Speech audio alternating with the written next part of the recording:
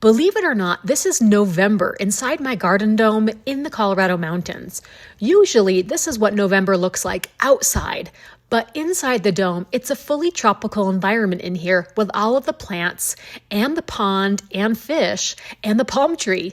On a warm day, we had bees coming in to check out the basil that was flowering, and I'm in here hanging flower baskets that I received from a friend who's moving out of the area. Geraniums, pansies, and lavender, they're all going to overwinter here in the dome until next season. They should get plenty of light and attention, and hopefully the blooms last as long as possible. Lots of people ask how the dome stays warm enough for all this to survive and grow in November. And the secret is geothermal heat. In our case, geothermal heat is the heat that we're capturing by the hot air from the dome during the daytime. We've dug down below the frost line. We use a system called a climate battery, ground air heat transfer, which blows hot air underground to superheat the dirt and store some of this air mass in corrugated tubing 4 feet under the dome. This gradually radiates warmer air inside the dome all night long or when the temperatures drop so that the dome doesn't cool down as quickly. The pond also plays a role in this thermal mass to keep the temperatures even more stable within the dome, especially from day to night. Together, they help keep the dome at least 20 degrees warmer at night than the outside temperature. And this has already come in handy this year as we've had multiple nights below freezing, including one night where it got down to 15 degrees. But the dome stayed above 40 on the inside. And when the sun comes out during the day, even if it's overcast, even if it's snowing, the radiation substantially increases the dome temperature inside. The other day, it was 29 outside, lightly snowing, but inside it was 55, which feels even warmer in the dome because of the humidity and lack of wind.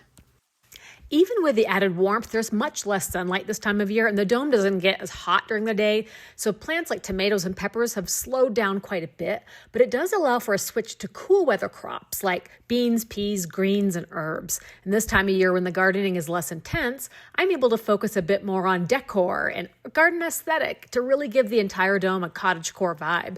It's such a great place to hang out in, especially when it's chilly outside. I've actually started teaching art classes in the dome to share the experience and gather some of that botanical inspiration. So while it looks cool, this is what's actually growing in the garden part of the dome right now. We have beets and arugula sort of mixed together in the same bed. The beets have been growing since the summer. Some fennel, and then I transplanted a ton of arugula that was self-seeded in my outdoor bed, and it's doing great. I also have some windowsill herbs, so little small containers for some culinary herbs here. And then this is where I sowed my cool crops, so the peas and the beans, and they're starting to come up really nicely. Moving on to the hot weather crops, I still have shrubs of basil, and you can see tomatoes still producing, although it is slowing down quite a bit. And there's also a nice pepper plant, and these are potatoes. I also sowed these in October. On the other side, I've got kale, which I just harvested, but it totally looked like a huge shrub. 2 kale plants and asparagus.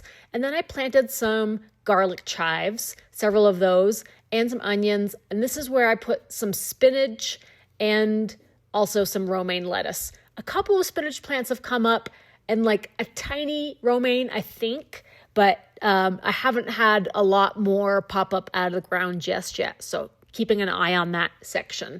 Those are the cool weather greens. I've got some onions growing, and I still have a squash plant that I left. I harvested the last of my squash. I'm letting it cure, but the squash plant was looking really healthy, so I decided to leave it, and there's even a bloom on there. There's actually a couple coming, so we'll see what happens with that. Now we're coming into the southern facing window. This is the most sun. This is where the flowers are really doing the best. And I've got a lot of blooms still, and we're coming into the succulents. So I've got aloe plants, I've got the palm tree there, and a lot more blooms as far as like geraniums and calabrocchia and salvia and petunias, stuff that I got from Ace Hardware for like 25 cents a plant. And the succulent window, all of these the black potted succulents are from one main succulent that I divided up.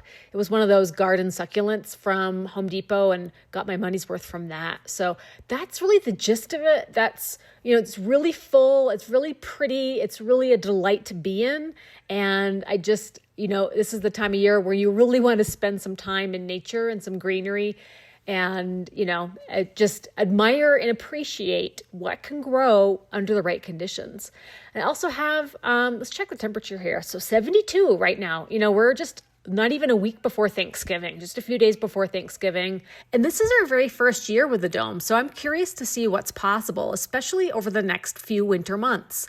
Should I try to grow more flowers? Maybe give hydroponics a try in the dome? Or once we get the solar power connected, I might try to add some grow lights. And if this was your dome, what would you try next? You're invited to follow along with me and see how we utilize this space over the next few months and enjoy some garden cozy vibes throughout the snowy winter.